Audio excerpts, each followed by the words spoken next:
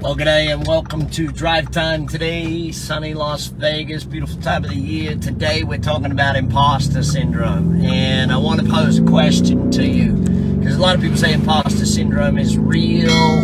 Is it real, or is imposter syndrome the actual imposter? Is success something that should be in your head, or is it just the self-doubt? Is it the fact that we don't train our brain? Let's discuss all of those issues here today.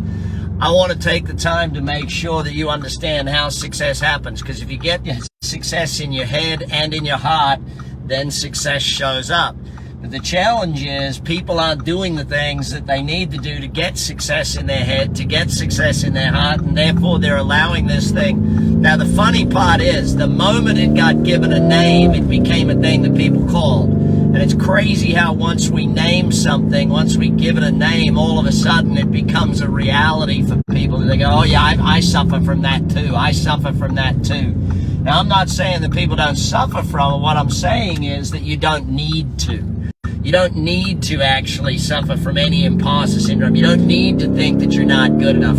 Oh, thanks for typing in where you're at, gang. For those of you new to Drive Time, we all type in where we're at so we know where we're going on the drive. Look, I'm Brad Sugars, and I'm here to tell you that imposter syndrome is real, but it doesn't need to be. It's the imposter. It's the thing getting in your head when it doesn't need to be in your head. And so what we need to do is work out what are the 4 things that you need to do to make sure you get success in your head and your heart, to make sure that you believe in yourself, to make sure that where you're at. Now, if you've ever studied with me, you've probably studied my 30X Life program. If you haven't studied that, I'm going to give the team a link on here. I'm going to get the team to put a link on here. The first 100 people on that link, $99 instead of $1,000 for 30X Life. The first 100 people only, though. So if you're watching it live, wait for a few minutes. The team is going to put the link up. 100 people, you're the ones that'll get that. Now, imposter syndrome, why does it happen? It happens because we're not focused on the success factors. It happens because we're not focused on the things that actually generate success in your head and your heart. Now, the first thing that we have to do in order to generate success in our head and our heart is have a clear set of goals.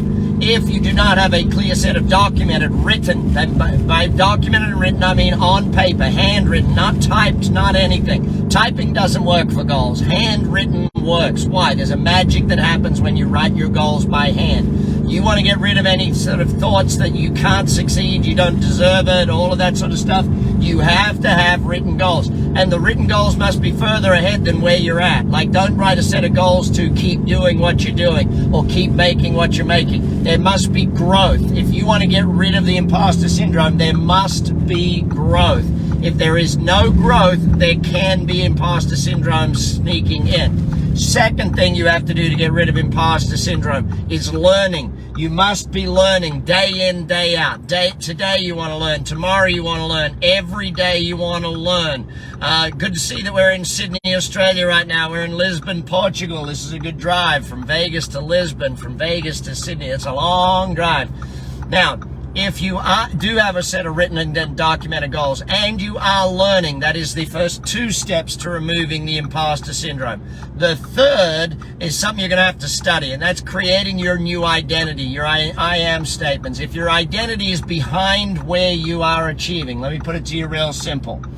The business people that I meet that are achieving have an identity future-paced, meaning they believe they are bigger than where they're currently at. They believe, they're training their brain, they're training their heart, their soul, their mind, that they are bigger than that. They deserve more. If they're making 100 grand a year, they're giving themselves I am statements, and they're giving themselves learnings about being a $250,000 earner a year. If they're a $250,000, they've got I am statements about being a $500,000. If they're at a $500,000, they got I am statements about being at $1 million a year.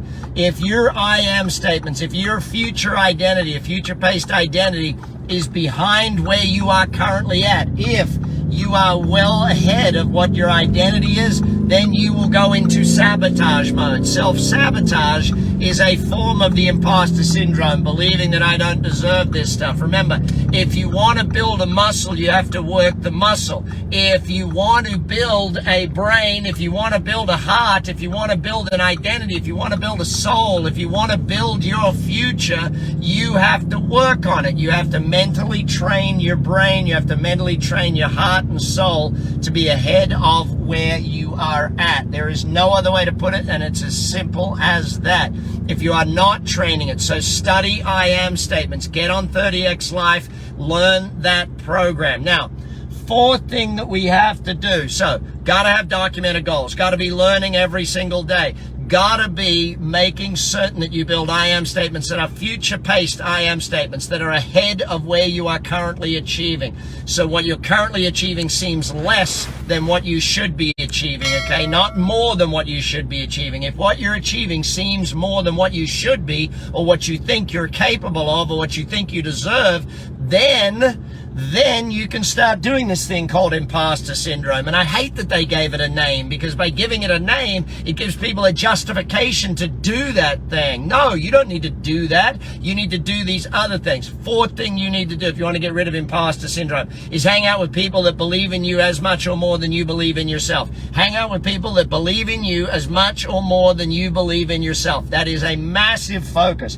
You want to be where you want to go, you got to get around the right people. If that means working with a coach, if that means joining the ActionCOACH team and becoming a member of ActionCOACH, where you actually grow because you're surrounded by business people who are growing, surrounded by other business entrepreneurs, surrounded by other salespeople, marketers, surrounded by executives who are growing, then that's what you need to do. So once the team puts the link up there, click that link, $99 instead of $1,000 just because you watch this video. If you watch, you get. It's no more complex than that. So type out the 4 things, write down the 4 things, make sure your goals are documented, make sure you have a learning plan. What's the next book you're going to read? It better be one of mine if you haven't read all of them. Billionaire in Training, if you haven't done that one, make sure it's next on your list. Pulling Profits Out of a Hat, my new book coming out in November, make sure you're reading it.